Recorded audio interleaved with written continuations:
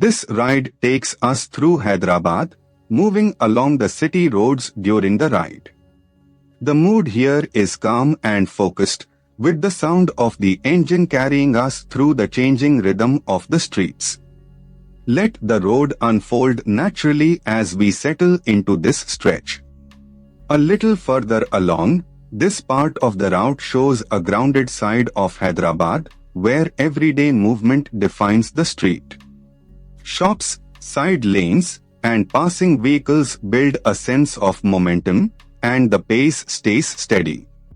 It is the kind of stretch where the ride feels less like a destination and more like a continuous observation. As the ride continues, here is something worth knowing about this part of Hyderabad. Usman Sagar remains an important part of Hyderabad's water supply and recreation landscape. That local detail adds depth to what might otherwise seem like a simple road, and it reminds you that every ride here passes through layers of history and routine.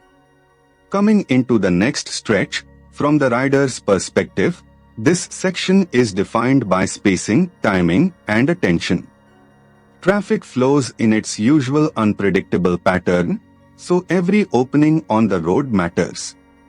The experience becomes less about speed and more about reading the street early, staying smooth, and keeping the ride controlled. Further down the route, as the route continues, the presence of modern airport gives this stretch a stronger sense of place. Landmarks like this help anchor the ride because they turn a moving sequence of roads into something memorable.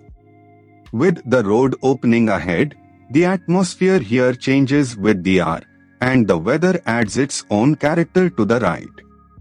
The road noise, light, and movement around the bike all combine into a very specific riding mood. That is what makes city POV footage work best when the narration supports the scene.